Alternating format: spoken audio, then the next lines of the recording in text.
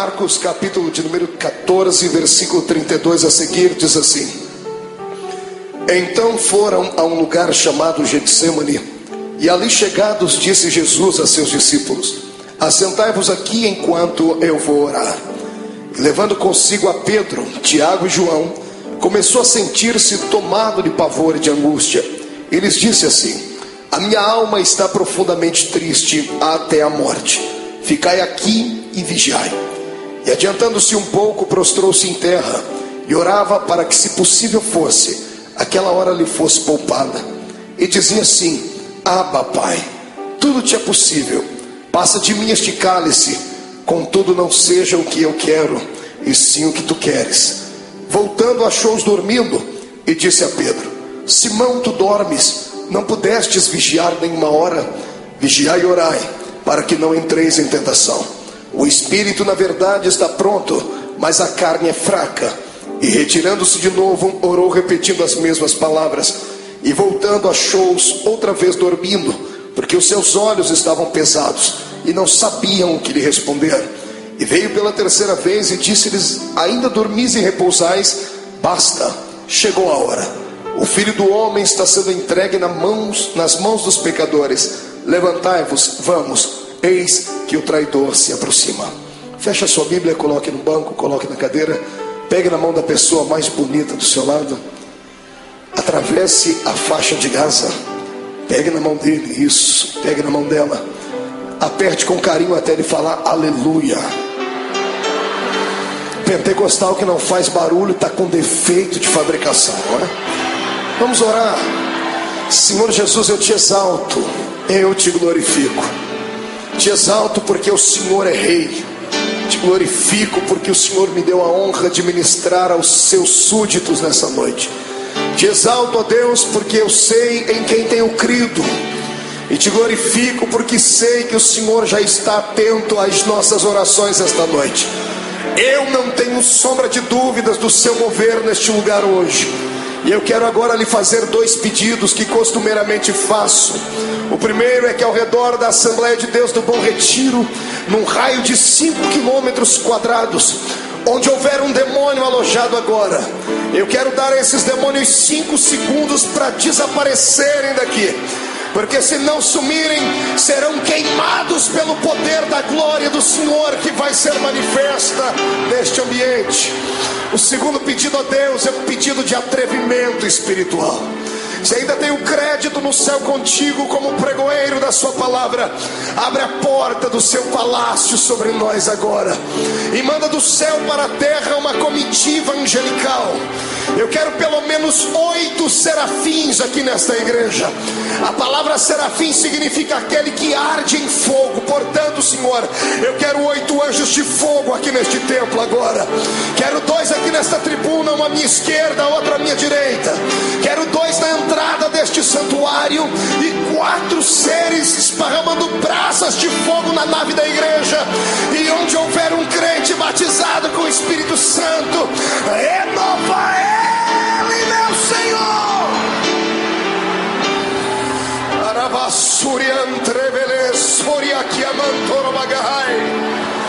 Deus, tu não precisa da ajuda do homem para nada. Tu és onipotente, Senhor. Então mostra a sua onipotência nesta noite. Abala os nossos corações com a sua unção.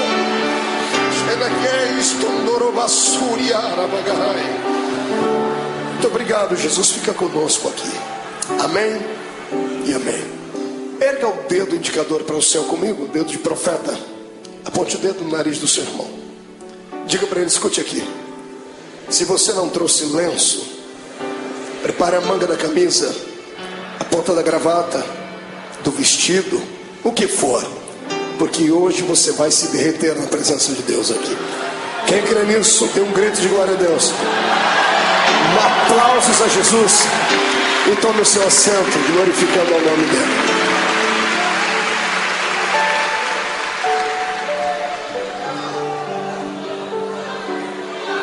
Aleluia. Oh glória. Terá la suria anderei choronada.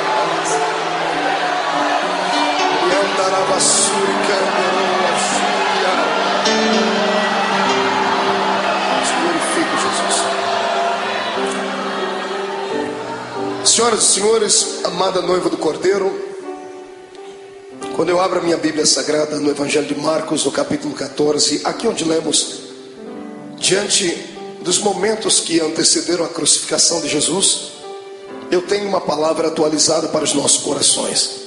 Certa vez, ouvindo um grande sábio pregador, ele disse algo que na época, talvez pela minha juventude, talvez pela força do ímpeto da juventude, eu achei que ele estava sendo apenas um tanto eloquente no que falava, e descobri anos mais tarde que era uma realidade. Ele dizia que a mensagem da noite, ela depende do estado de espírito daquele que vai transmiti-la. Se o pregador estiver alegre, a mensagem vai ser esfuziante. Se ele estiver melancólico, a mensagem será melancólica, porque o Senhor usa o vaso na situação em que ele está. Você já me viu pregar aqui mensagens daquela que a tampa da chaleira voa lá para cima. Toda segunda-feira tem sido um mar de poder aqui, não é verdade? Quem tem participado, quem tem ficado cheio de Deus, sabe disso. Mas hoje eu quero levar você por outro caminho. Quero convidar você para se entregar a Jesus hoje e permitir que Ele venha moldar de novo o seu vaso. Eu sei que vaso só pode ser quebrado no processo da preparação. Depois que o vaso está pronto, ele não pode ser quebrado mais, porque se for quebrado, terá que ser colado, e mesmo servindo ainda para alguma coisa, vai ficar dentro dele algumas cicatrizes. Eu quero crer que todos nós estamos ainda num processo de formação, não chegamos ainda à estatura daquilo que Deus quer. Então hoje o Senhor vai despedaçar o nosso vaso, e nós vamos sair daqui um pouquinho mais apaixonados pelo Cristo ao qual nós servimos, amém? Então dê um grito de glória a Deus para estremecer o inferno todo. Viver não é fácil. Viver é uma aventura. O dom da vida não foi confiado a todo o grande universo. O dom da vida, a existência mais plena dela, o Senhor confiou apenas nós que somos seres humanos. Pastor, mas os animais não vivem, as plantas não vivem, vivem, mas o estado deles é vegetativo. Não tem alma, não tem espírito. Eles têm apenas um breve espaço de tempo e existem apenas para algumas finalidades. Somente o ser humano vive para a eternidade. Por isso que nós somos dotados de sentimentos. O que é o sentimento? O sentimento é aquele labirinto da nossa alma que às vezes nos faz saltar, nos faz sorrir, nos faz chorar. E quem é que nunca passou pelo vale da sombra da morte? E só há um remédio que pode trazer a cura para os nossos sentimentos: é a doce presença do Espírito Santo. Porque a doença da alma, a dor dos sentimentos, da frustração, da depressão e da angústia, ela está localizada onde o médico não consegue localizar, bem na divisão da alma com o espírito. E só a palavra de Deus e a presença do Espírito Santo vão até este lugar. E é isso que Jesus vai fazer conosco aqui hoje. Ele vai transformar esta igreja hoje não num quartel general, mas num grande hospital. E ele, junto com a sua equipe médica, que é composto pela Santa Trindade e os seus anjos, vão trazer um milagre para a nossa alma. Eu profetizo em nome de Jesus que o choro que durou uma noite toda terá que cessar, porque a alegria chegará e a sua alma será inundada com a presença do Senhor Jesus. Olhe para o irmão do Senhor e diga para ele: é só um momento de dor. Diga: vai passar.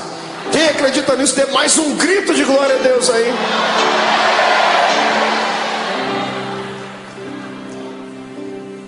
Quando eu olho para Jesus e fico às vezes tentando usar o meu raciocínio humano, por que é que ele veio?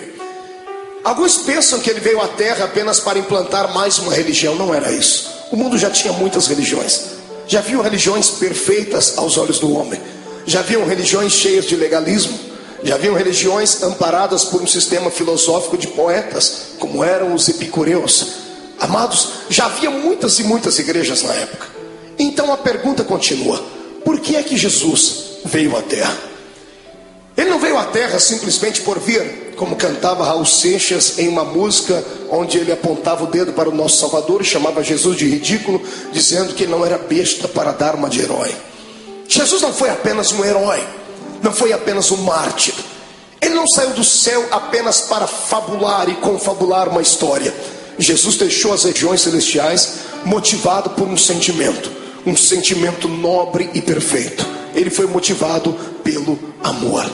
Ninguém entende mais de amor do que Deus. Por isso a Bíblia diz que o amor de Deus foi pleno, porque Ele amou o mundo de tal maneira que deu o seu Filho unigênito, para que todo aquele que nele crê não pereça, mas tenha a vida eterna.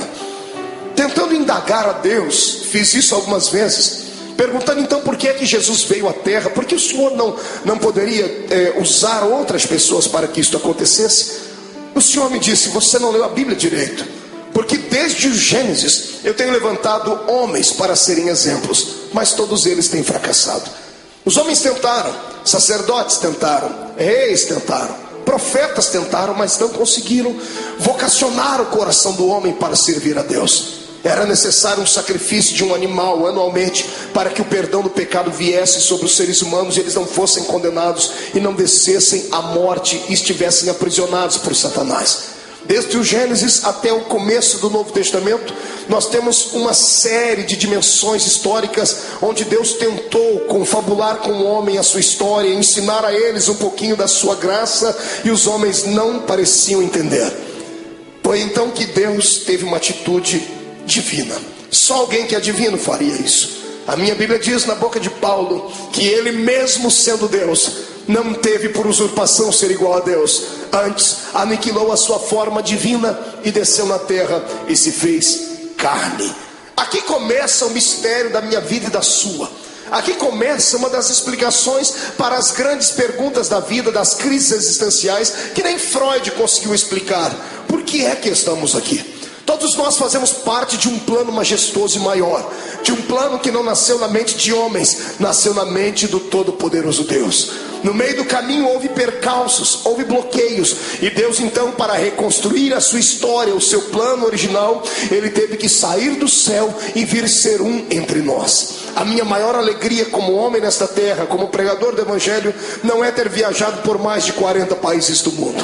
A minha maior alegria não é passar pelas ruas das cidades e ver um crente me reconhecer, ou saber que Jesus me deu um ministério abençoado. Não, a minha maior alegria se consiste nisso, em saber que eu tenho alguém lá em cima no céu, que para poder entender as minhas fraquezas e falhas, teve que sair de lá e vir experimentar um pouquinho desta vida triste e pequenina dos mortais.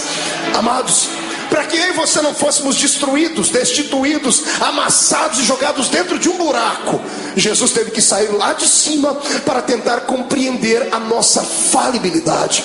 Eu falo isso com propriedade, porque o Deus que está acima do céu nunca pecou, nunca sentiu dor, nunca foi desprezado a ponto de sentir náuseas e vontade de morrer enquanto estava lá em cima no céu. Eu penso que o próprio Deus falava com o Filho e com o Espírito Santo lá em cima, dizendo: por que será que esta raça humana não conseguem ser aquilo que eu quero que eles sejam? Se você pegar o Velho Testamento e ver o pensamento de Deus, se você torcer as páginas do Velho Testamento, vão sangrar, porque o Senhor havia ditado a sua lei. O homem que não pudesse caminhar junto com ele era logo destituído. O homem que não pudesse ser santo era logo morto. Vejo Deus no Velho Testamento trabalhando, abrindo a terra, engolindo homens. Por que é que Deus trazia morte e o terror sobre o seu povo? Pensava ele que aqueles que permanecessem vivos, olhando aqueles que foram punidos, se converteriam, seriam mais santos, seriam mais produtivos. E Deus via que, pelo contrário, aquilo parece que trazia, ao invés de temor, trazia ira no coração dos seres humanos. E alguns, por pura rebeldia, tratavam logo de desmerecer a Deus e de serem inimigos dele. O Deus do Velho Testamento tentou, ele fez de tudo que estava na sua mão para fazer, e até o ponto dele chegar no céu, sentado no trono, e dar um grito sobre aquilo que Isaías escreveu no seu livro, gritando bem alto: e agora? A quem eu enviarei? E agora quem há de ir por nós? Porque na terra não tinha ninguém justo o suficiente. Os homens não aceitaram o Deus Jeová, aquele que quando vinha em cima de uma nuvem, fazia tremer os montes, fazia os seus relâmpagos engrandecer o coração dos homens, e os homens não aceitaram. Então o Senhor está no céu, tentando encontrar uma nova maneira de atuar, e a maneira foi aquela mais talvez não pensada, mas que chegou a chocar o próprio Deus. O seu filho, sentado à sua direita, se levanta e diz: Pai, está chegando a hora então de nós tomarmos uma atitude divina, está na hora de fazermos algo transcendental, está na hora de eu deixar o meu trono e virar homem de carne e ser um como eles são, para eu poder entender o que eles passam, para eu poder saber o que é que leva esses seres humanos a chorar, a sentir dores, por que é que eles têm tanta facilidade em se curvar diante dos problemas, por que é que eles ficam deprimidos. E é isso que Jesus faz. A transferência do céu para a terra não foi apenas um ato da legalidade divina, foi um ato imortal de Deus. Deus se fez carne para vir aqui entender a minha vida e a sua vida. O que eu acho mais lindo é que Ele entendeu. Ele passou pelos mesmos vales que nós passamos, Ele passou pelas mesmas sombras que nós passamos, e o mais importante, Ele venceu. Ele deu para nós um exemplo dizendo: é possível passar pelo vale e se levantar lá na frente, é possível andar de cabeça baixa, mas daqui a pouco erguer a sua cabeça, porque o ser humano é imagem e semelhança de Deus. Eu não prego nessa noite para um público comum de derrotados, eu prego para homens e mulheres de carne e osso, mas que tem uma essência divina dentro deles.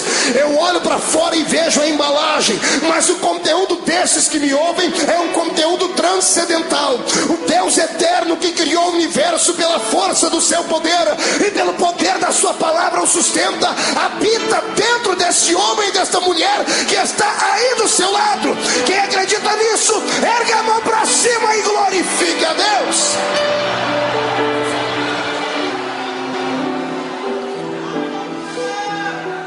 Para tentar entender por que é que a gente chora, grita, geme, sente agonia, Jesus passou pelo mesmo caminho. Estava chegando os últimos dias dele na terra. Ele sempre foi um homem de oração. Eu amo Jesus por causa dos seus ensinamentos, aqueles que ele dava com a sua boca e aqueles que ele exemplificava. Sempre que ele queria exemplificar alguma coisa, ele usava os seus apetrechos divinos. Todas as vezes que ele operava um grande milagre, ele se escondia no meio do mato para orar. Diferente dos seres humanos do século 21. Toda vez que temos uma vitória, a primeira coisa que fazemos é ir para um restaurante comer uma boa picanha. Fazemos festa, não é verdade? Fazemos uma viagem, empreendemos uma ida até a beira da praia. Jesus sabia do perigo de se ter uma vitória. Toda vez que você tem uma vitória, o seu arqui-inimigo fica furioso muito mais do que antes, e ele vai preparar uma luta pior ali na frente. E se você não se preparar, não estiver com o seu espírito pronto, você pode sucumbir ali na frente. É por isso que todas as vezes que ele tinha uma vitória, ele se separava e ia para o monte orar. Nesse dia, foi um dia diferente. Jesus acordou melancólico, entristecido, porque ele não era apenas Deus, ele também era homem. Era homem sujeito às fraquezas. Quando ele se destituiu da essência da glória, ele se revestiu da nossa humanidade. E ele tinha um problema que eu e você não temos. Mesmo sendo homem, ele tinha o poder de ver o futuro, porque ele era homem, mas também era Deus. Ele tinha a sua natureza humana, mas também tinha a sua natureza divina. A sua natureza humana dava a ele condições de sentir sede, ao ponto de pedir para uma mulher: me dá água porque eu tenho sede. Mas a sua natureza divina logo se impunha, e ele mesmo dizia à mulher: mas se tu soubesses quem fala contigo, você pediria água para mim, e eu te daria uma água que você beberia e nunca mais tornaria a ter sede. Na sua natureza humana, ele se cansou um dia na polpa do barco, dormiu e relaxou, ao ponto de Satanás se levantar e quase afundar o barco. Ele estava cansado, por isso dormiu. Mas quando se revestia da natureza divina, ele olhava para o mais miserável pecador e gritava no ouvido e no coração dele, dizendo assim: vinde a mim, vós, os que estáis cansados e oprimidos, porque eu vos aliviarei. Nessa manhã, o lado humano dele estava tranquilo, porque não enxergava o futuro. Mas o lado divino pregava peças nele, porque ele enxergava além daquilo que os olhos humanos viam. Mesmo sendo homem, ele continuava sendo Deus. Ele tinha percepção de algumas coisas do futuro. E dessa manhã, quando ele acordou, ele sabia o que ia acontecer. Sabendo o que ia acontecer, ele não sorri. Ele não conta uma história comum, porque ele era um homem como nós somos. Ele convida os seus discípulos nesse dia. Todas as vezes que ele ia para o monte orar, ele levava só 3. Era Pedro, Tiago e João. Nesse dia ele olhou para todo mundo e disse: gente, vamos orar comigo. Eu imagino os discípulos olhando uns para os outros, dizendo assim: o quê? Jesus está pedindo oração para a gente? Ele está pedindo para a gente acompanhar ele até o monte para orar. E ele foi. Quando ele chegou naquele monte, dobrou o joelho. Todos eles dobraram o joelho junto com ele e começaram a orar, ou começaram a rezar, eu não sei. Repetiram as palavras que ele havia ensinado. Ninguém conhecia Deus a fundo. A religião deles antes de Cristo, era uma religião canalizada em rituais humanos, em dogmas falíveis. Talvez eles não sabiam conversar com Deus na intimidade com a qual Jesus falava. Por isso Jesus nos ensinou a oração do Pai Nosso. Mas ele pediu para que eles orassem com ele, porque ele estava abatido naquele dia. E tendo orado, eu penso que, não sei se você passa por isso, mas eu passo. Quando eu estou muito angustiado, quando eu estou muito atribulado, eu preciso gritar. Eu preciso desestressar. Eu subo um monte que tem na minha terra e tem uma árvorezinha lá. Eu já falei dessa árvore para todo mundo, tem isso gravado em fitas. A árvore sofre comigo quando eu estou passando pelo vale, porque eu encho ela de tapa. Eu desestresso orando e dou uns tapas. Não que a árvore tenha nada a ver com o meu problema, mas é assim que eu me desestresso. Eu imagino Jesus nesse dia angustiado, atormentado, ele olhando para os seus discípulos, ele querendo orar, ele querendo falar tudo que estava dentro dele, mas de repente ele olhava por cima dos ombros, ele via Tiago, Pedro, João, ele via André, ele via os outros, e ele viu quão pequeninos eles eram. Eram apenas discípulos, não haviam atingido a estatura de mestre. O discípulo tem muita facilidade de se escandalizar, tem muita facilidade de ficar pequenino diante de situações difíceis. E eu imagino Jesus dizendo para si mesmo: se eu falar o que eu preciso, eles vão desanimar, eu tenho que demonstrar fortaleza para eles. E Jesus não aguentando mais, ele precisava orar. Ele levanta a cabeça, levanta da oração, deixa todo mundo orando. Ele pega 3 entre os 11 que foram, porque Judas não foi com ele esse dia. Judas ficou, tinha só 11 com ele. Ele levanta e chama os 3 mais chegados dele. Ele bate o nome de Pedro, Tiago e João, disse: meninos, vamos orar comigo. E para eles ele conta o que está acontecendo. A minha alma está angustiada. Você consegue ouvir isso da boca do seu Deus? Ou você acha que isso é um privilégio só seu? De sentir dores, de chegar em dias dentro da sua casa que dá vontade de morrer, dá vontade de entrar dentro do quarto e fazer uma besteira? Ou você acha que porque você é crente, você está bem guardado e você tem anticorpos espirituais suficientes para te proteger de toda avalanche do mundo? Não, você é um ser humano. A diferença entre o ímpio e o justo não é vista somente nessa terra, será vista na outra. Mas a minha Bíblia diz que da mesma sorte que sofre o ímpio, sofre o justo. A diferença não é em sofrer, a diferença é em como sofrer. O ímpio sofre desesperado, dá um tiro na sua orelha, fuma droga, injeta, bebe muito, até cair no chão, porque assim ele alivia a sua dor. Nós que somos crentes não fazemos isso. Mas quando temos os nossos problemas, nós entramos dentro do quarto e tomamos um chazinho da raiz de Jessé, e o Espírito Santo vem acalentar. É só assim que a gente passa pelo vale. Eu estou te mostrando o seu Deus em agonia. É bonito falar do Jesus andando em cima das águas, é lindo falar sobre ele multiplicando os pães, é poderoso falar sobre ele se transcendendo no Monte Tabor diante dos seus discípulos e falando com Moisés e Elias. É lindo ver o nosso Senhor abrir os olhos dos cegos e dizer ao morto de 4 dias: sai para fora. Mas eu quero ver se há beleza em ver o seu Deus dizendo assim: eu estou sentindo pavor, eu estou angustiado, eu preciso de amigos íntimos. Jesus está aqui dando um exemplo para nós. Quando passarmos pelo vale, precisamos ter alguém do nosso lado, precisamos de amigos. O que vale na nossa fé cristã é isso, que nós temos pessoas que nunca vimos antes, mas depois de 5 minutos de conversar já chamamos ela de irmão. Eu sei que tem muitos aqui que são colegas, mas existem alguns amigos, poucos, mas são. Quando você passar pelo vale da sua alma, não passe sozinho, não faça besteira. Peça para Jesus preparar alguém para que você possa desabafar, contar os seus problemas. Peça para Ele colocar uma pessoa certa, não um traíra, não uma pessoa que vai abusar depois do seu problema e lhe chantagear. Peça para Ele preparar alguém que tenha o mesmo espírito que você tenha e que te ame não pelo que você é, não pelo que você tem, mas por aquilo que Deus te fez. Jesus pega os seus melhores amigos e sobe com eles um pouquinho e diz assim: eu estou angustiado. E eles estão orando, e Jesus começa a orar, e ele começa a tremer, porque os olhos dele visualizavam aquilo que os olhos naturais não viam. De repente ele levanta e deixa os três e diz assim: gente, ora por mim, porque eu vou entrar aqui no meio desse mato agora, que eu vou rasgar minha alma. Eu imagino Pedro, Tiago e João olhando um para a cara do outro, dizendo assim: esse não é o nosso Cristo. Cadê o homem de Fortaleza que pega o chicote, espanca os homens que estão na beira do templo? Ele está melancólico, ele está entristecido, ele está fragilizado. Pedro, Tiago e João enxergam isso nele. E eu imagino eles olhando a figura de Jesus entrando dentro do horto, dentro do jardim, dentro do Getsemane. Interessante, era profético. A palavra Getsemane significa prensa do óleo.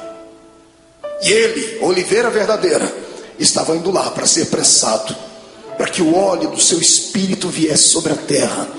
Ele foi moído para que nós pudéssemos ser reconstruídos. Ele chorou naquele dia para que nós pudéssemos sorrir hoje aqui. Ele sentiu dores naquele dia para que as nossas dores fossem aliviadas. E é por isso que eu te convido agora a dar um belo glória a Deus, porque Ele merece tudo isso.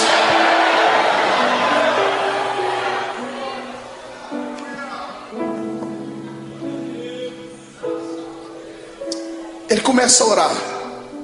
Agora que não tem mais ninguém perto dele, ele rasga a alma e diz assim: Pai,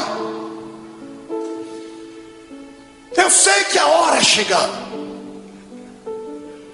mas o meu lado humano não está aguentando. Então eu vou fazer um pedido ao Senhor: se der, Pai, passa de mim esse cálice.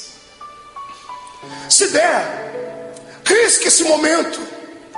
Se der, me priva de sentir aquilo que eu já estou vendo que vou ter que sentir. Quando Jesus ora desse jeito, é posto uma vírgula na sua oração. Se levantam dois reinos do lado dele nesse momento: o reino de Deus e o reino de Satanás. Os anjos se calam no céu, o próprio Deus está em silêncio no céu olhando. Os demônios estão fazendo figa, estão torcendo, dizendo assim: se ele não for até o fim, não tem salvação. Se ele não for até o fim, o plano está mais uma vez destruído. E Satanás está lá orando para si mesmo, pedindo para que todos os poderes das trevas viessem trazer uma nuvem negra sobre Jesus naquele dia. E quando Jesus diz: Pai, se for possível, passa de mim esse momento, esse era o lado humano. O lado divino dele sobrepõe. E ele abre os olhos. E se como homem ele enxergava apenas o jardim naquela noite, se como homem ele enxergava apenas as árvores, o céu que devia estar escuro e o vento soprando, se como homem ele enxergava apenas pedras e relva, como Deus ele enxergou além de tudo aquilo. Ele enxergou além das pedras, além da relva. Ele enxergou além do tempo. Ele enxergou além dos séculos. Ele enxergou além do espaço. E sabe o que ele viu? Você.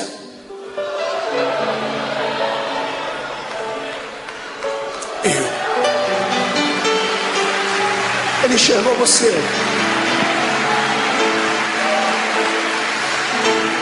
Sabe como ele te enxergou?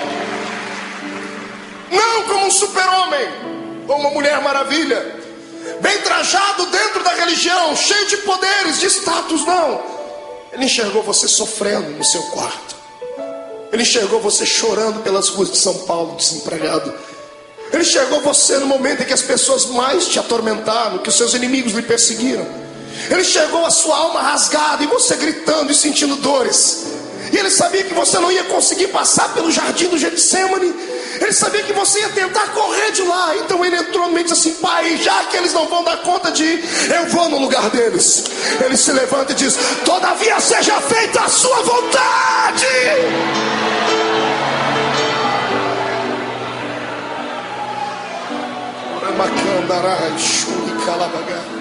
Feche seus olhos por um momento. Eu sinto que a noite deste dia vai ser diferente. Não sou só eu que estou passando pelo vale, estou sentindo dores. O Senhor está me dizendo que tem pessoas que entraram aqui gemendo hoje. Tem pessoas que essa segunda-feira perdeu sentido para ela. O feriado não teve alegria nenhuma. Tem gente aqui dentro que sequer conseguiu dar um glória a Deus. E não é porque não queria, é porque a sua alma está mais atormentada do que tudo. Veio buscar aqui hoje, nessa noite, um escape. Tentou enxergar aqui uma luzinha no fundo do túnel. Em nome de Jesus, como profeta do Deus vivo, eu profetizo que o tempo de cantar chegou. Os espíritos de tormento, os espíritos de acusação, os espíritos que provocam o seu espírito e te deixam abatido, chegaram até a porta do templo, mas tiveram que voltar. Quando eu fiz a oração inicial, eles tiveram que recuar 5 quilômetros. E eu te dou uma palavra de Deus: eles não vão voltar. Você vai sair daqui hoje de cabeça erguida, sorridente, alegre, de paz, cheio de Deus. Vai entrar na rua da sua casa com a coroa da vitória. Você não é um derrotado, você não é mais um. Você nasceu para a vitória. Quem acredita nisso, adore ao Senhor.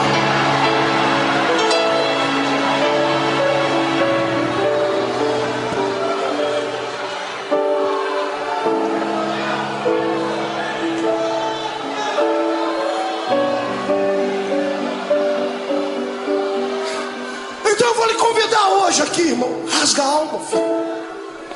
Chora. Vomita tudo que está dentro da sua alma, põe para fora. Porque você não é um super-homem. Não se autoflagele. Eu sei que você hoje orou como Paulo: Senhor, o que eu quero fazer sempre eu não faço, o que eu não quero eu estou sempre fazendo. Senhor, eu tenho um espinho na carne. É como se o mensageiro do diabo viesse, me esbofeteasse e me jogasse no chão. Eu quero que você ouça aquilo que Paulo ouviu. Deus se levantou do trono e não acusou ele, não apontou o dedo. Deus olhou para Jesus do lado dele, viu a mão furada, viu o sofrimento do filho e disse assim: ô Paulo, fique tranquilo. Como, Senhor? Eu estou angustiado. A minha graça te basta. Senhor, não é o suficiente, então eu vou preencher agora. O meu poder se aperfeiçoa na sua fraqueza. A matemática de Deus é diferente. E eu profetizo que aqueles que entraram fracos aqui dentro hoje, Satanás não vai ter coragem de cruzar o seu caminho por pelo menos um mês. Eu profetizo em nome de Jesus que aqueles que entraram aqui entristecidos, chorosos, estão recebendo hoje o revestimento do Espírito. Vão sair daqui armados até os dentes. Eu digo aos demônios: caiam fora da vida dos servos de Deus, porque o poder do Senhor se manifesta. Direita para cima. Faça um carinho nas costas do seu irmão. Diga para ele: a angústia, o pavor, a angústia e a tristeza, a angústia e o abandono são o caminho mais fácil, mais rápido de tocar o coração de Deus.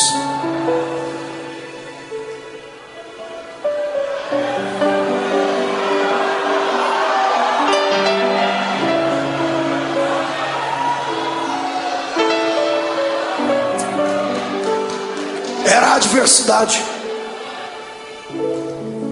Meu sogro me ensinou uma frase que ele deve ter ouvido em algum lugar, eu já citei ela algumas vezes: que não há bem que sempre dure, e também não há mal que nunca acabe. Tudo na vida tem um ponto de equilíbrio. A vida da gente é igual às 4 estações do ano.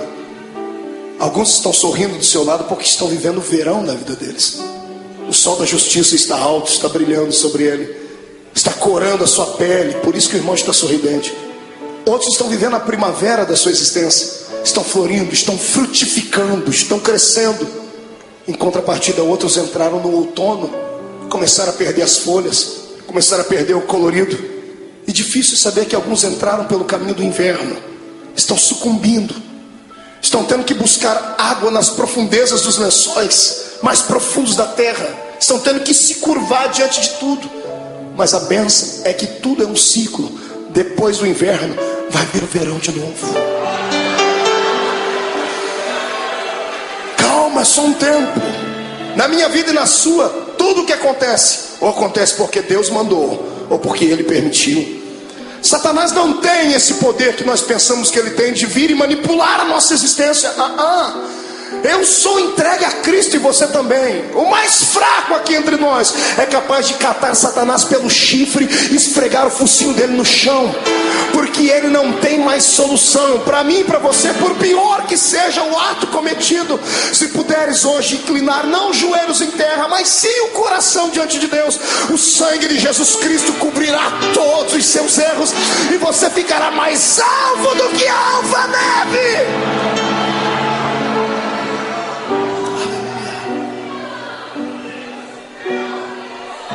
Mas escute, o que é para você passar, ninguém vai passar no seu lugar. E tem épocas na vida que a gente tem que passar sozinhos. Tem vale que não tem amigo íntimo, ninguém. Tem coisas que somos só nós e Deus. E o pior é que nesse exato momento parece que Deus nos esquece. Eu não sei o que é pior, a correção de Deus ou o silêncio dele. O silêncio, quando você grita e lá do céu vem uma resposta assim: psss. Jesus estava se sentindo assim aqui. A alma dele estava contrita. Ele chegou no ápice da vida de um ser humano. Ele levanta daquele horto tremendo, suando sangue. Eu fui estudar isso à luz da ciência. A ciência diz que é raro, mas é possível. Por que é que uma pessoa chega a transpirar sangue? A ciência diz que quando a pessoa está passando por uma agonia muito grande, o seu metabolismo fica todo alterado. 3 coisas podem acontecer. Primeiro, ela pode sofrer um infarto no miocárdio, porque a adrenalina correndo pelo seu corpo, o coração não dá conta de bombear tanto sangue e pode explodir. Segundo, quando a etapa do coração é vencida, as veias do cérebro não suportam, a pessoa pode sofrer um derrame. Terceiro, quando é vencida a etapa do coração e da mente, aí os poros se dilatam e o sangue que está sob pressão dentro do corpo, ele sai pela pele. Como Jesus não podia morrer de ataque cardíaco, nem podia morrer de derrame cerebral, porque a cruz estava preparada, o sangue dele saiu pela testa, pelos poros. Eu queria que você imaginasse a afeição do seu Cristo quando ele passou a mão na testa e viu o sangue. O lado humano dele deve ter se contorcido, mas era preciso passar por aquele vale, era preciso ir até o fim. Ele levanta dali como um vitorioso. O reino das trevas está abalado porque acharam que ele ia parar naquele momento. Ele levanta e pega os discípulos dormindo. Que decepção. Mas ele sabia que eles eram fracos. Ele olhou para os discípulos, acordou e disse assim: nem uma hora pudestes velar comigo? E os discípulos já correm e dobram o joelho. Jesus diz: não, agora é tarde. Eis que o Filho do Homem será entregue na mão dos pecadores. Quando ele acaba de fazer isso, eles ouvem passos de uma multidão de homens que vem vindo. Tochas acesas vêm iluminando o caminho deles, liderado por alguns homens da religião judaica. E no meio da multidão Jesus viu um rosto conhecido, o rosto de um dos seus discípulos. Esse discípulo vai e dá um beijo em Jesus. E aqui eu começo a aprender com Jesus coisas lindas, coisas que nós não aprendemos com o ser humano. Quando Judas dá um beijo nele, Jesus era tão amável, ele acreditava tanto no poder que ele tinha de envolver as pessoas, e tinha tanta pena da alma do ser humano, que quando Judas lhe beijou, ele já sabia o motivo. Ele poderia ter expulsado Judas. Imagine você sabendo que uma pessoa que com um beijo ela vai lhe levar à morte. O que você faria? Esmurraria ela? Arrancaria a cabeça dela? O que é que você faria? Pois Jesus olhou para ele depois do beijo e disse assim: amigo. Jesus não era hipócrita, nem falso. Mesmo Judas traindo ele, disse: você ainda é meu amigo. Essa palavra vem de encontro àqueles que durante essa semana traíram Deus. Traíram Deus com seus atos, traíram Deus com as suas palavras, negaram Jesus com seus feitos. Porque eu creio que eu não estou pregando aqui para uma assembleia de homens puros e mulheres purificadas, porque se todos aqui fossem santos à estatura que pensam, não estariam sentados nesse banco, estariam voando com os anjos aqui. Eu sei que estou pregando aqui para gente que passou pelo vale, porque o meu Deus não fala com quem está ausente, Ele fala com quem está presente. Mas Jesus manda dizer que Ele está apaixonado pela sua fé, está apaixonado pela sua coragem. Você caiu, veio aqui se arrastando com a boca no pó, mas crendo no que está escrito, que o justo pode cair até 7 vezes, mas o Deus que Ele serve, de todas elas o colocará de pé.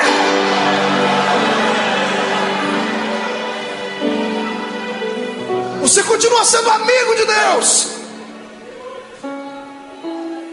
O amor de Deus não dá para se entender. O amor de Deus tem que ser aceito. Não fomos nós que o escolhemos, foi Ele quem nos escolheu. E quantas vezes você já fez essa pergunta: por que o Senhor me escolheu, Deus? Por que você acha que Deus te escolheu, irmão? Pela sua força? Pela sua oratória, pelo seu talento de cantar? Você acha que Deus olhou para você e disse: não, esse aqui eu vou poder usar, então eu vou investir nele, e o outro que não prestava ele não investiu? Não foi nada disso. Deus olhou para você e alguma coisa em você atraiu Ele. Não foi você que foi buscar Deus em uma igreja, foi Ele que trabalhou no seu coração em casa, usou o testemunho de alguém. Deus queria você, mas a palavra final foi sua: eu vou. Quando você disse vou, o Senhor disse: pronto, eu escolhi, agora Ele veio. Você foi escolhido por Deus. Escute, deixa eu dizer uma palavra, que isso aqui vai quebrar esse demônio que te atormenta, vai acabar com a sua depressão. Escute: nenhum ser humano pode surpreender Deus. Não há nada que você faça, não há nada que você pense, não há nada que você aconteça que você vai deixar fazer Deus ficar assim: nossa, o meu filho me espantou. Porque Deus conhece tudo. Você nunca vai surpreender Deus. É por isso que eu me apoio nessa palavra, para nunca sair dela. Porque o diabo, ele só sabe falar do passado. Ele só sabe acusar você do que você fez, do que você cometeu antes de entrar dentro dessa igreja hoje. Ele só sabe apontar o dedo para você e metralhar você, dizendo assim: você foi isso, fez isso e aquilo. É por isso que eu prefiro ficar com Deus, porque Deus não fala do passado. Todas as vezes que Deus olha para você, sabe o que Ele fala? Do seu futuro. E lá no céu, imagina Ele acotovelando Jesus, está vendo aquela filha lá? Olhe lá na frente e veja o que eu vou fazer com ela. Está vendo aquele homem? Olhe lá na frente e veja o que ele será. Porque Deus não é como caranguejo que anda olhando para trás. O Senhor está na nossa frente. O Senhor está além das suas fraquezas. O poder do Senhor está além da sua humanidade. O poder de Deus está além dos seus complexos. É por isso que eu te convido nessa noite: saia de dentro da prisão que está a sua alma.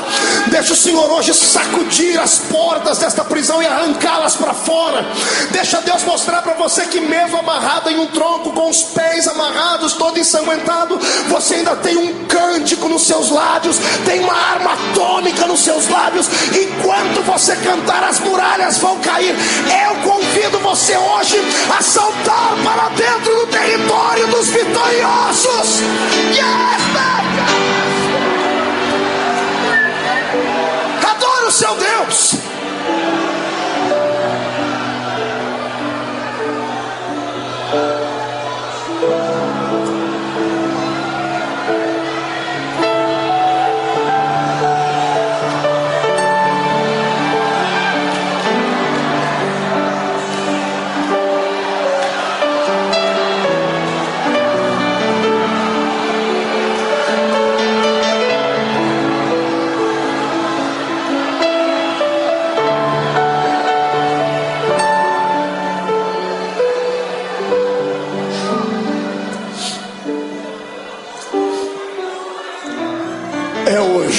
O dia que Deus escolheu para arrancar você de dentro do quarto escuro da sua vida.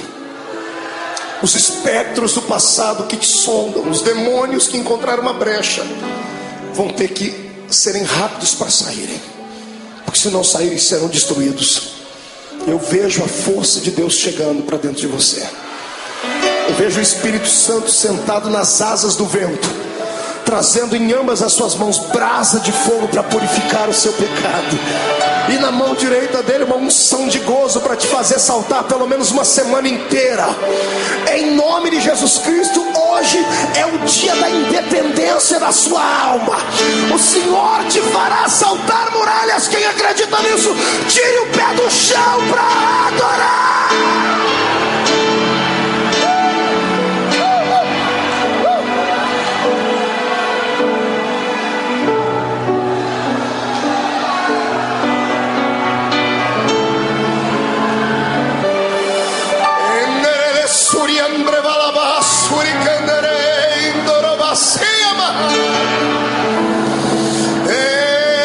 Adore a Deus, cante um hino de vitória e vem agora para perto do altar. Curve o seu coração, porque Deus de pé está. A Assembleia de Deus do Bom Retiro nessa noite será impactada aqui, porque é um Deus lá em cima que olhou para mim e olhou para ti. Venha do céu agora a sua unção e encha os meus irmãos. Receba em nome de Jesus Cristo agora.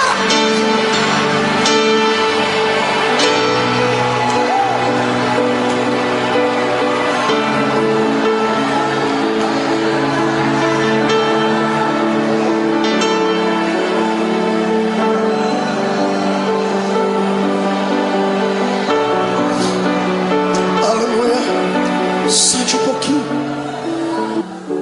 Olhe para cá.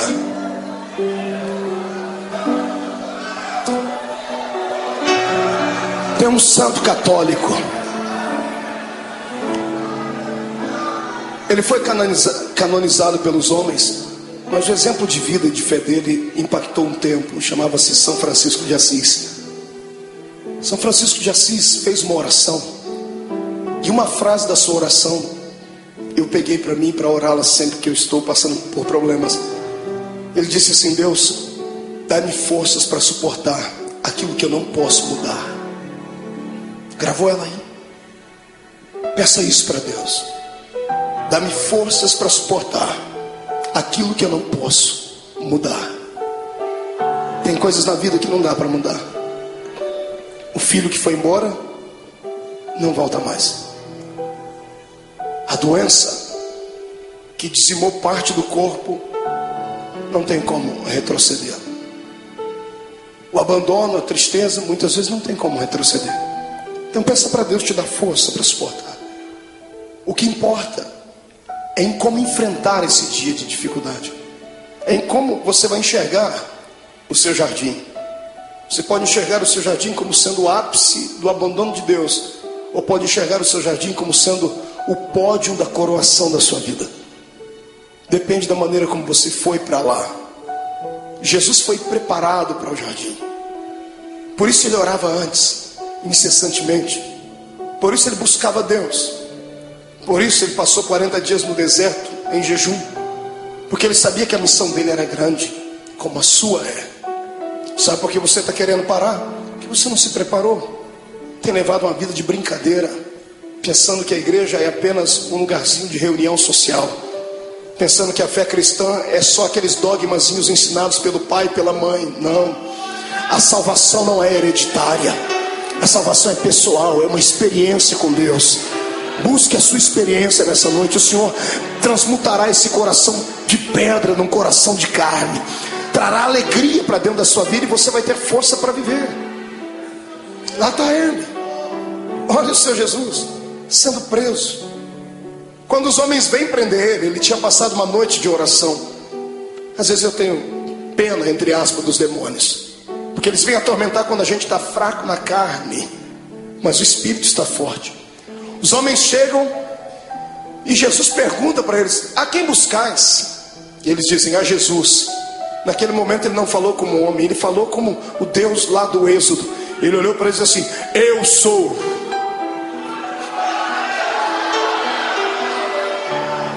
Por um pouco aqueles homens não morreram fulminados, Porque quando ele liberou a sua palavra, rema, eu sou, eles caíram no chão.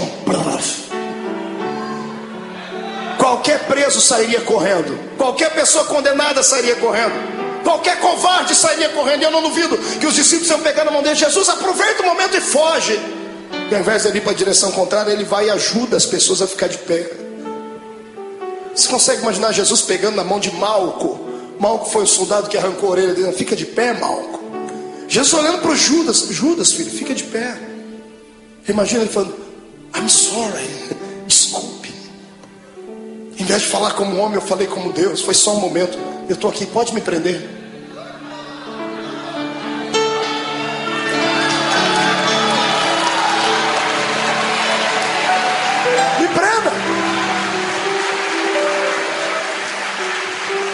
Imagina que os próprios soldados que foram prender Jesus se assustaram. O quê? Me prenda, eu estou preparado. O que eu estou fazendo agora vai trazer uma mudança no planeta Terra. O momento de sofrimento agora trará algo na eternidade jamais visto, nunca visto. Se o grão de trigo não morrer, ele vai viver para sempre na solidão. Mas quando ele morre, ele gera outros. Precisam de um cordeiro? Eis-me aqui, vamos lá. Eles podem não amar-me suficiente, podem não ter orado comigo à noite, podem ter me negado, podem ter me vendido, mas eu os amo. Aleluia. O amor de Deus é o amor ágape. Você já conhece isso, é cartilha dos crentes. Amor eros, amor filos e o amor ágape. Amor eros é de homem para uma mulher, o amor filos é de mãe para filho, filho para pai. O amor ágape é o amor de Deus, é o amor puro, é o amor que se ama sem esperar nada em troca. É o amor que Paulo falou lá na sua epístola aos Coríntios 13, é o amor que tudo suporta. É por isso que Jesus está te segurando. Aleluia. Eu dizia a um amigo hoje que eu descobri depois de muito tempo por que é que o ser humano não deve pecar. O ser humano não deve pecar simplesmente porque existem leis na Bíblia dizendo que ele não deve pecar. Deus não odeia você porque você peca. Deus não quer te destruir quando você erra, não é isso. É que Deus é Pai. E Deus sabe que todas as vezes que você peca e erra, você se arrebenta. Todas as vezes que você faz alguma coisa errada, é você quem se machuca. E qual pai quer ver o filho machucado? Qual pai quer ver o filho ferido? Está entendendo? É por isso que o Senhor não quer que você erre, você burle a lei. Porque tudo que Ele estabeleceu são princípios, e tudo que foge dos princípios te machuca. Olha para você agora sofrendo por causa desse adultério. Olha você sofrendo aí dentro, as mágoas, tristes, desejando uma pessoa que não é sua e não pode ficar com ela, não tem jeito. Olha vocês sofrendo porque pegou aquilo que não era seu. Olha aí você sofrendo porque passou por cima de tudo aquilo que Deus tinha para você. Olha você angustiado. É isso que te tira da igreja. Não é a perseguição do pastor, não é a palavra pesada do outro, não é. São aquilo que nós infringimos na lei de Deus. E Jesus me disse ao meu ouvido enquanto eu estava de joelho ali: tem muita gente que quer se afastar da igreja, filho. E fala para eles que não importa o que eles fez, importa o que eu fiz por eles. Sai da frente, Satanás, eu estou com raiva de você. Eu tenho certeza que nesta noite os planos de Satanás mais uma vez caíram por terra, porque o Senhor te ama. E ponto final. Quem é amado por Deus, adore a Ele.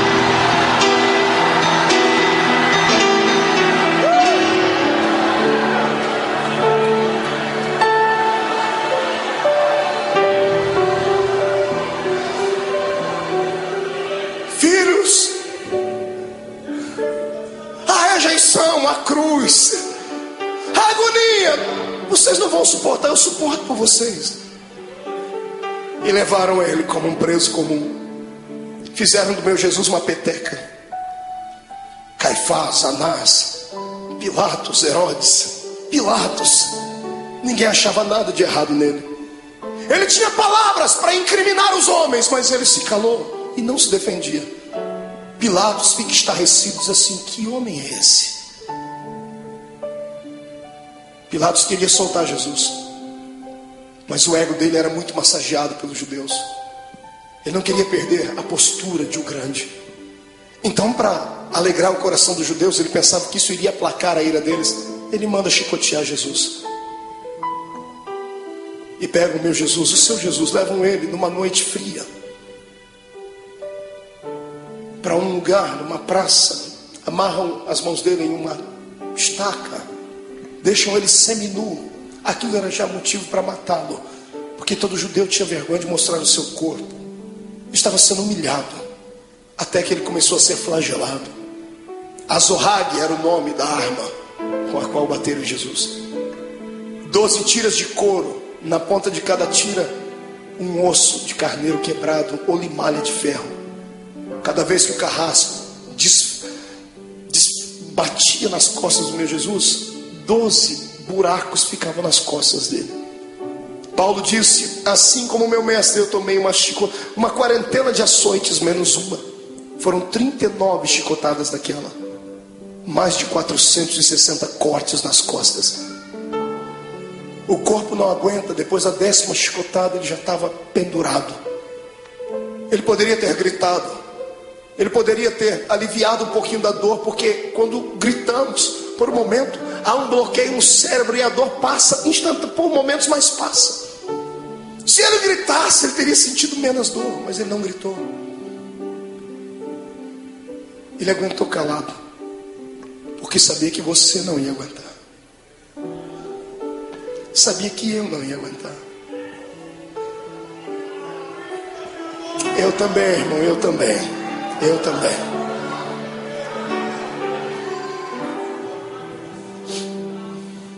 Quando tiram Jesus da estaca, ele está semi-morto, caído no chão. Alguém embrulha o corpo dele num pano, pensando fazer o bem, estavam fazendo o mal. Jogam ele dentro de uma cova, dentro de uma cela fria, úmida, fétida. No outro dia de manhãzinha, Pilatos já havia se reunido com algumas pessoas. O povo não havia quem acalmasse o povo. O povo quer a morte dele. Pilatos se levantou e chamou a multidão e disse assim: olha, hoje é um dia especial. Hoje eu tenho direito e posso liberar o perdão para um preso. Vocês têm esse homem chamado Jesus e tem Barrabás. Barrabás era um terrorista, era um prisioneiro político. Era um homem que queria lutar contra o reino de Roma. Por isso estava preso. Um homem zarrão, de quase 1,90 m, diz a história. E quando colocaram Barrabás e pegaram o nosso Jesus todo machucado de manhã, ele não jantou na noite, não tomou café de manhã. Ele estava fragilizado, com o corpo tremendo, perdeu muito sangue na noite. As pessoas olham para os dois e, pagos por dinheiro, gritam: solte Barrabás. Pilatos não entende o que a multidão está falando. Ele vai, lava as suas mãos, diz assim: bom, que caia sobre a cabeça de vocês o sangue desse homem. Os soldados ficaram possessos por demônios. Agarram o meu Jesus e o seu, e o pano que estava coberto sobre o corpo de Jesus havia colado nas feridas que estavam nas costas dele. 400 cortes abertos, o pano colou a noite toda ali. Um soldado arranca aquele pano com força, abrindo todas as feridas de uma só vez. Ele deve ter soltado um gemido muito forte. Para brincar com ele, porque alguém dizia que ele era o rei, fizeram uma coroa de espinhos. Cada espinho tinha pelo menos 9 a 10 centímetros de comprimento. Espinhos que eram capazes de perfurar uma madeira. E colocaram na cabeça do nosso Jesus. Colocaram uma capa vermelha sobre ele, bateram com uma cana na cabeça dele para que a coroa fincasse mais ainda. E alguém dizia: tu não és o rei? Eis aí a tua coroa. Pegam o patíbulo da cruz, a haste onde os braços dele foram presos e fixos, colocam nos ombros dele e ele sobe a via da crucificação. A cruz não podia ser posta inteira nos ombros de um preso, porque ela pesava quase 140, 150 quilos. Ninguém daria conta de levar. Era só a parte principal. Jesus está subindo aquela travessia. Aquilo era um show, era um espetáculo que todos aguardavam. Todo mundo estava esperando ver ali um preso político, um preso famoso. E quando muitas pessoas começam a ver Jesus passando ali, a agonia tomou conta do povo. Eu fico imaginando as pessoas que estavam lá naquele dia. Imagino Lázaro, o amigo de Jesus, do lado de Marta e Maria, as irmãs segurando ele. Eu vou, Lázaro, eu vou soltar ele, eu vou fazer alguma coisa. Mas não vá, Lázaro, se for vai morrer também. Ele vai passando o olhar, ele vê todos aqueles para quem ele multiplicou o pão e deu na mão deles. Os amigos que ele tinha desferiram contra ele a traição. Pedro está andando do lado, triste porque já tinha negado Jesus. A mãe de Jesus vai ao longe, olhando o filho querido. No meio do caminho ele não aguenta. A Bíblia não diz, mas é possível que Jesus tenha tombado com o peso daquele lugar, daquela cruz, da haste daquela cruz, porque ele estava muito cansado, estava com fome, estava machucado.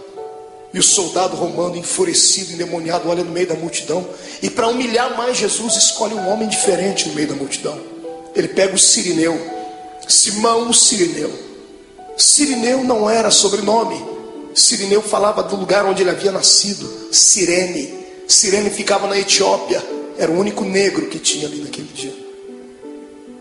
Pegaram um negro para colocar ali, para ajudar Jesus a carregar a cruz, dizendo: nenhum dos seus irmãos te ama. Colocaram um estrangeiro para ajudar Jesus a carregar a cruz. Eu fico aqui imaginando com a minha mente, ele está sofrendo, está morrendo e está ensinando a gente que quando passarmos pela nossa via da crucificação, não tiver nenhum amigo para ajudar a carregar a cruz, não tiver nenhum parente para ajudar a carregar a cruz, Deus enviará um estrangeiro para ajudar. Aleluia. E o mais lindo é que o estrangeiro já está do seu lado, o Espírito Santo. É Ele quem te ajuda a carregar a cruz. Está sentindo Ele aí, irmão? É por isso que está ficando mais leve a cruz. Eu não oro para que Jesus tire essa cruz dos seus ombros, mas eu peço para que Ele te dê força para carregar ela até o fim, porque vamos trocar as cruzes que nós temos por coroas do céu. Aleluia. Passe pelo vale dando glórias ao seu Deus.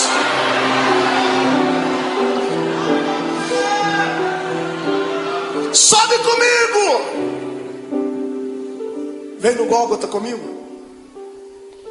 Ele está subindo, a multidão está indo atrás, os soldados estão gritando.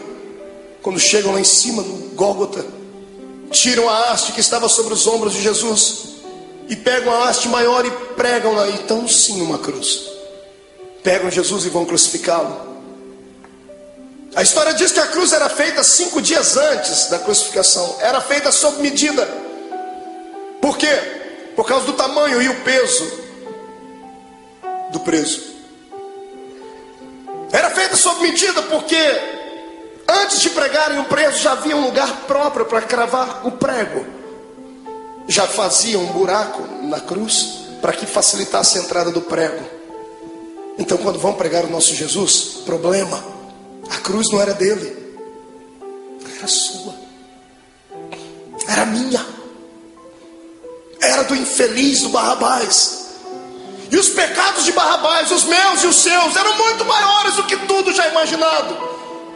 Os pecados da humanidade inteira. Quando pregam a primeira mão, facilitou a entrada do prego. Quando vão pregar a segunda, não dá, porque o braço dele era menor. Então eles esticam Jesus. O salmista disse que esticaram o nosso mestre, ao ponto de quase desconjuntar os ossos. Os ossos não podiam ser quebrados, mas desconjuntados. Quando esticam Jesus, ele sente dores inimagináveis. Pregam a mão dele, o suplício maior vem na sequência, porque a mão ainda tem muita carne. Como é que se prega o pé?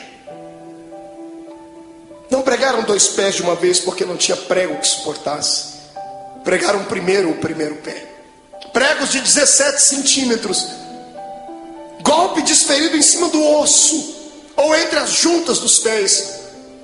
Quando o primeiro prego entra e crava o pé do meu Jesus naquela cruz, ele deve ter se contorcido, um desejo de gritar, mas era tudo que Satanás queria ouvir, fraqueza. E ele engolia seco, porque por dentro ele dizia para si mesmo: já vai acabar, Não vai demorar muito. Eles não vão suportar isso, então eu suporto por eles. Pega um segundo pé e outro prego. Prega um segundo pé em cima do primeiro. Então temos 2 pregos segurando os pés dele na cruz. Quando os soldados levantam a cruz, o buraco no Gólgota está feito.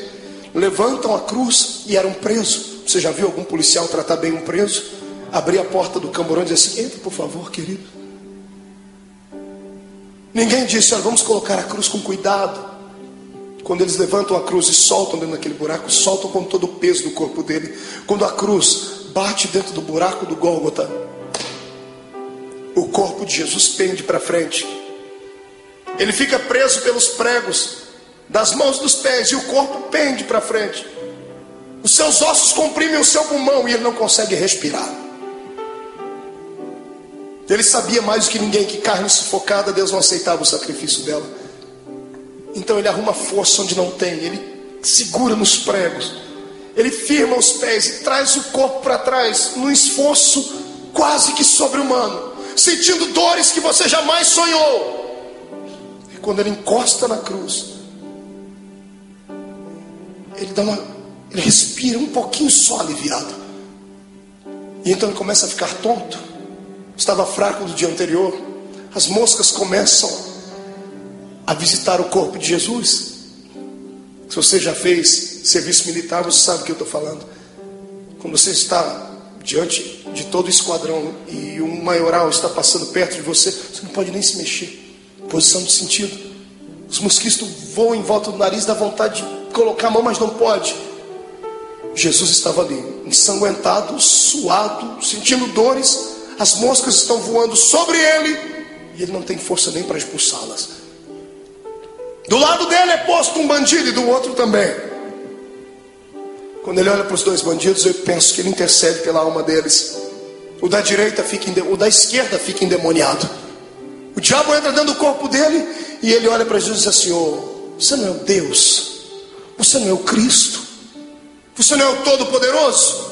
Sai da cruz e tira a gente daqui, rapaz. Eu imagino a tristeza com que isso chegou no ouvido de Jesus. Pensa, você está morrendo por ele e ele está debochando de você. A dor daquilo deve ter sido maior do que a dor dos pregos, maior do que a dor do chicote, porque a dor do desprezo é maior do que tudo. Deus olhou do céu e disse: não, meu filho não vai ficar assim. Espírito Santo entra no coração daquele bandido da direita. Vamos fazer um equilíbrio. O da direita fica cheio do Espírito Santo. Pregado na cruz, grita para o outro: pare de atormentar ele. Esse homem não fez nada, a gente está aqui porque merece, ele não.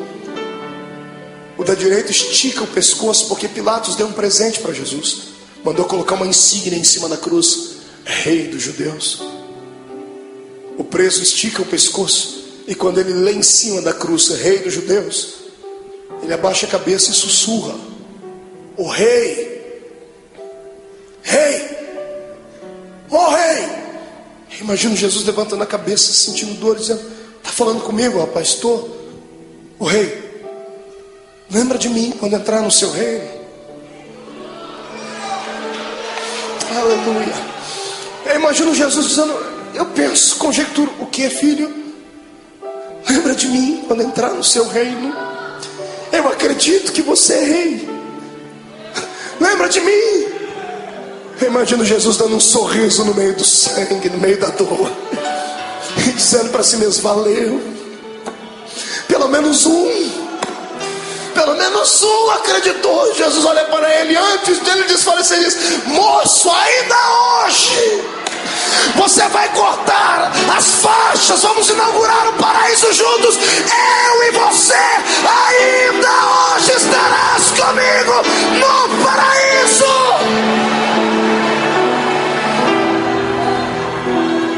Era bacana,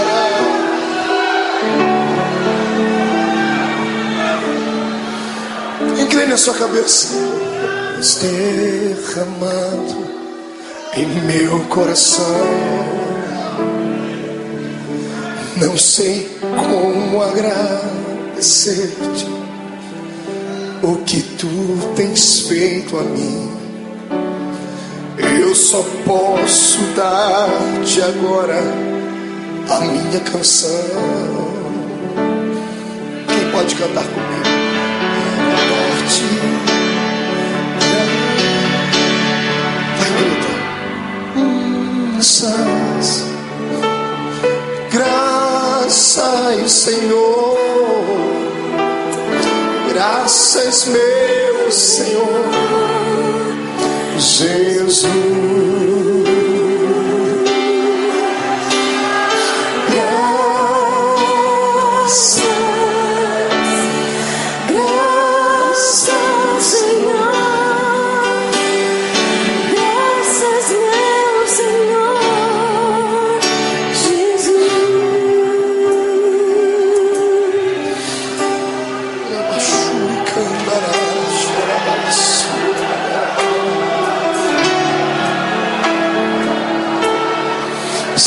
Diante do seu Deus, crente.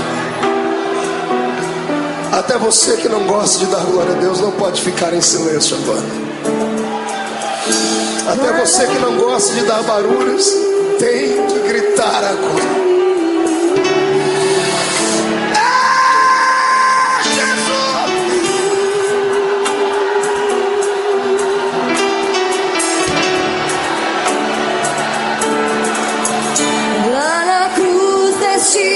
Tua vida, entregaste tudo a mim, vida eterna me entregaste ao morrer. Por teu sangue tenho entrada junto ao trono celestial, posso entrar confiantemente ante a ti. Lá na cruz deste tua vida, entregaste tudo a mim, vida eterna me entregaste ao morrer. Por teu sangue tenho entrada junto ao trono celestial, posso entrar confiantemente ante a ti.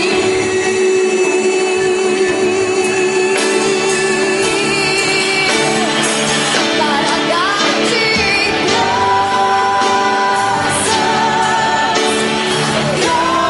graças, Senhor, graças, meu Senhor Jesus.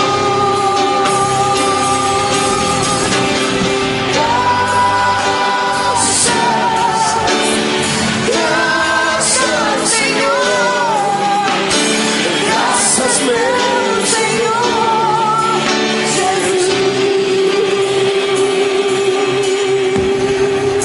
Calamantro balabassura, Irei-Shuriandarabagai. Todo crente batizado com o Espírito Santo seja renovado. Todo crente que está envolvido pelo poder do sangue de Jesus Cristo seja renovado. Quem nunca orou em línguas, que seja batizado agora. Que este lugar comece a flamejar.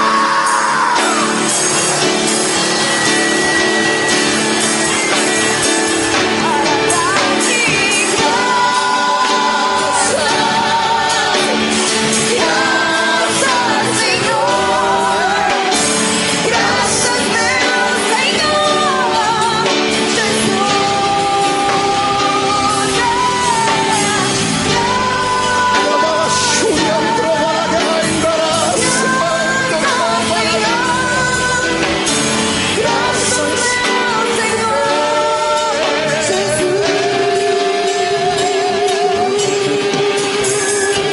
Segura um pouquinho de pé. Pegue na mão do seu irmão. Oh Deus.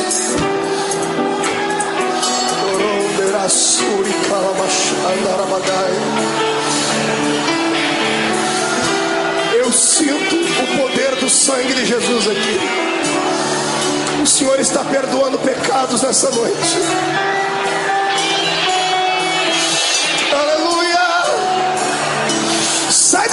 de Satanás, estamos em guerra.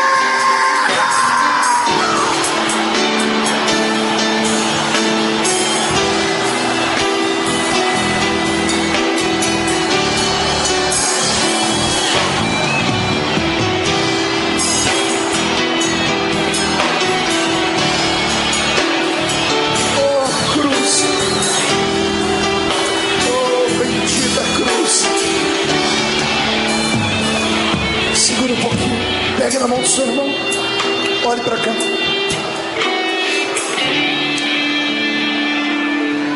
A agonia dele continuava. Chegou uma hora que ele olhou para o céu. Como homem, ele enxergava só as nuvens, o sol. Mas de repente, como Deus, ele olha para o céu e ele não vê nuvens. Ele olha para o céu e não vê pássaros. Ele vê o trono, Rubens. Quando ele vê o trono, ele vê o pai dele. Só que o pai dele está de costa. O pai virou as costas para ele. E no momento de dor, de muita agonia, ele disse: "Ô pai, por que tu me abandonou?" Quantas vezes você já falou isso, crente? Deus entende quando você diz isso, porque Jesus passou por isso. Não é que Deus estivesse feliz com o sofrimento do filho. Se Deus continuasse olhando, ele ia arrancar Jesus daquela cruz, Joel. E se ele arrancasse Jesus da cruz antes dele morrer, Deus ficaria derrotado. Deus poderia ter destruído a terra, mas ele preferiu virar as costas para não ver. E o lado humano de Jesus sentindo dores, mas o lado divino dentro dele dizendo assim: já está acabando, aguenta mais um pouquinho, segura. A morte está lá com as garras da mente de Jesus, tentando arrancar o espírito dele, e ela não consegue, porque ele não tinha pecado. A morte estava inofensiva. Ela era acostumada a carregar para dentro do inferno pecadores. Mas como arrancar da terra um homem que nunca pecou? Eu imagino a morte dizendo: desse eu não dou conta. Eu imagino Jesus levantando o rosto para cima e dizendo assim: eu vou te ajudar, morte. Onde está o teu aguilhão, ó morte? Onde está o teu poder que não consegue levar um homem fragilizado uma noite inteira? Eu te ajudo. Quem diz que a morte matou Jesus não sabe da verdade. A morte não matou Jesus, foi Jesus que se entregou para ela. Você é muito fraca, morte, então eu vou te ajudar. Eu me rendo, eu entrego meu espírito, consumado está.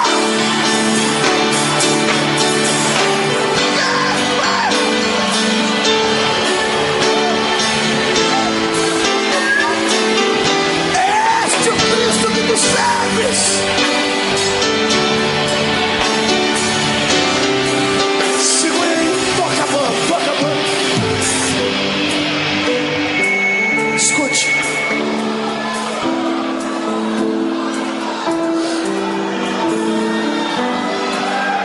Segure, só um pouquinho. Quando a cabeça de Jesus pendeu, o astro rei deixou de brilhar. O cosmos e a natureza se curvaram diante do Rei eterno. As rochas se fenderam. O sol se escureceu. A multidão que gritou: crucifica-o, começou a bater no peito e dizendo: ele era Deus.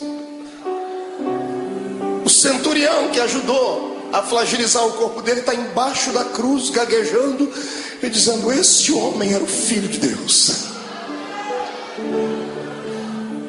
Maria está embaixo, João está abraçado com ela, dizendo: aguenta, mãe, aguenta. Tiram Jesus da cruz. Ele morreu primeiro do que os bandidos. E um dia eu orei a Deus, Deus me revelou por quê. Por que Jesus morreu antes dos bandidos, irmão? Será que Jesus era tão fraco assim? Porque os outros bandidos também foram flagelizados. Por que Jesus morreu primeiro? Eu perguntei a ele um dia. O que ele me respondeu: é só crente cheio do Espírito Santo para entender. Jesus nunca gostou da morte. E todo morto que cruzou o caminho dele ressuscitou. Todo. Ele chegou a parar velório, cortejo fúnebre. Jesus nunca gostou da morte porque ele era Deus. Ele sabia que o homem não foi feito para morrer. Toda vez que a morte cruzou o caminho dele, ele parou ela. Nesse dia, para não ver os dois morrerem antes, ele falou: eu vou morrer primeiro, porque se eles morrerem eu vou ter que ressuscitar eles aqui. Perto de mim ninguém fica morto. Aleluia.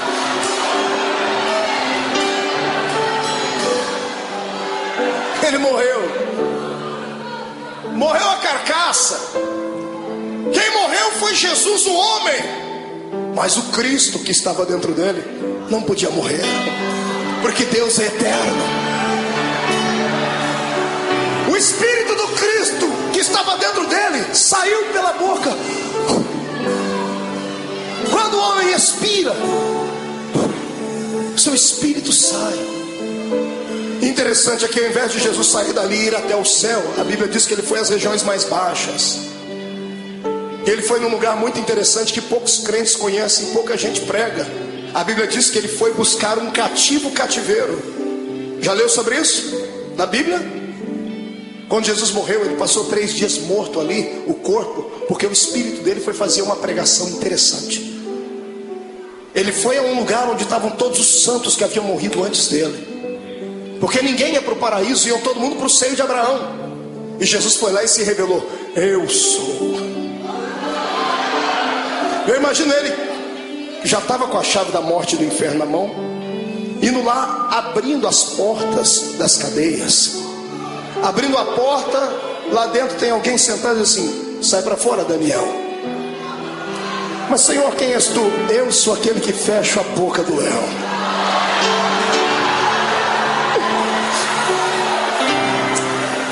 Sai para fora, Jeremias.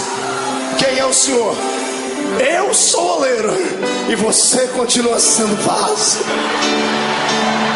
Vai na porta. Sai para fora, Ezequiel. Quem és tu, Senhor? Esqueceu de mim? Eu sou aquele que mediu as águas para que você entrasse nelas. Águas de vida, águas que purificam, sou eu. Jesus vai na cela de um homem chamado Manoá. Quando ele abre a porta: sai para fora, Manoá. Senhor, quem és tu, Manoá? Você perguntou o meu nome quando eu fui anunciar o seu filho. Eu sou o maravilhoso, sou eu. Sai para fora, Davi. Quem és tu, Senhor? Eu sou o bom pastor que dá vida pelas suas ovelhas. Sai para fora. Sai para fora, Ananias, Misael e Azarias. Senhor, quem és tu? Eu sou o 4º homem da fornalha de fogo. Sai para fora.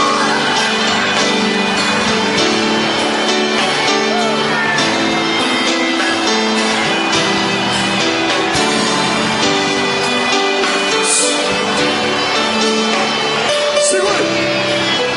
Jesus chega numa porta. Era um dos últimos a ter entrado lá antes dele. Ele abre a porta, está lá um sujeito de barba. Ele diz: João, sai para fora, João. Mas Senhor, quem és tu? João não me conhece? Imagina João olhando e dizendo: Senhor, desculpa. É que a última vez que eu lhe vi, o Senhor era um cordeiro, e agora eu vejo que tu és o leão. O leão da tribo de Judá.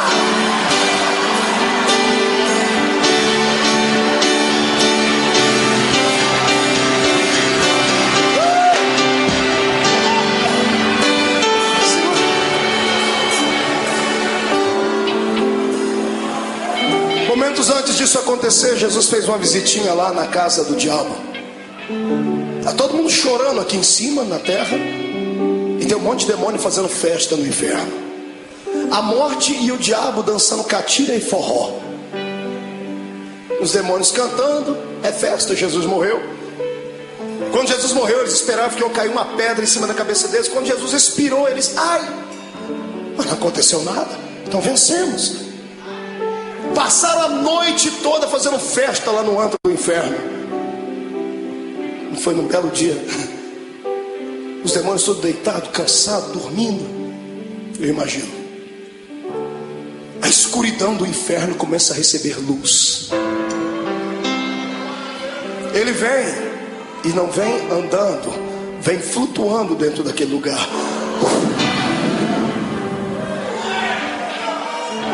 Quando a presença, a luz e o calor dele vai passando, demônios começam a gritar. Ai, tá queimando, é o sol. E alguém grita, é, mas é outro sol. É o sol da justiça que está entrando. Os gritos devem ter acordado o diabo e a morte. Jesus olha para a cara dos dois. Antes de falar com o diabo, Jesus vai no colarinho da morte, agarra ela pelo colarinho e diz, onde está a morte? Onde está o teu aguilhão, a morte? Jesus pega e joga ela para um canto. Jesus vai onde está o diabo, fala, Satanás, agora é contigo, seu infeliz. Me agonizou lá no monte, achou que eu não ia vencer. Eu vim aqui provar para você que é possível ser homem na terra e ainda ir morar no céu.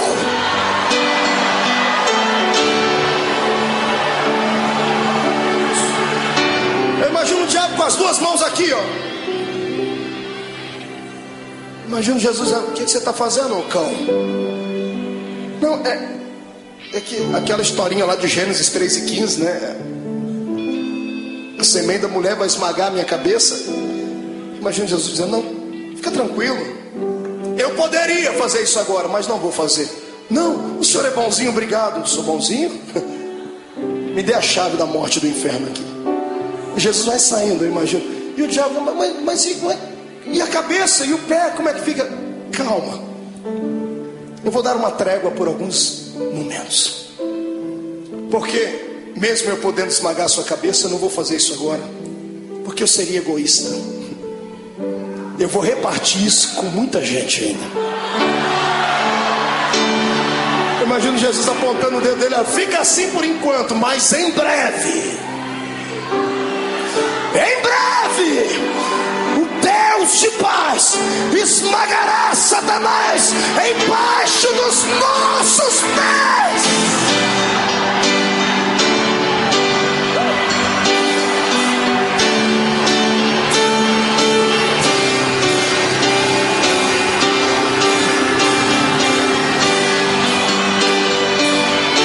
Segura, vamos encerrar.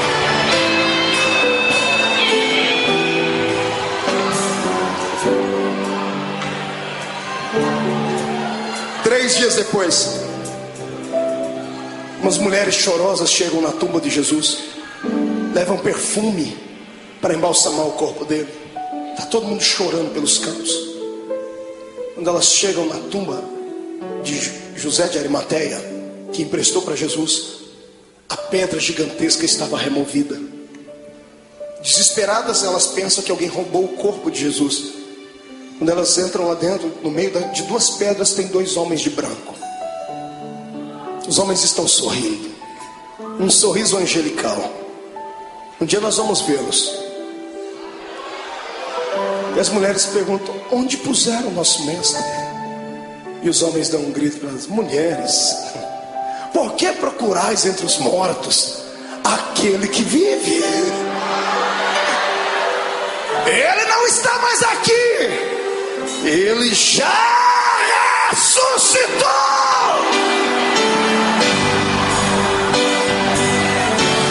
Vou te dar um conselho.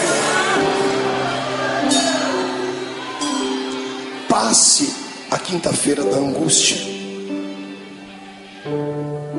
Chegue na sexta-feira da crucificação e não se entrega.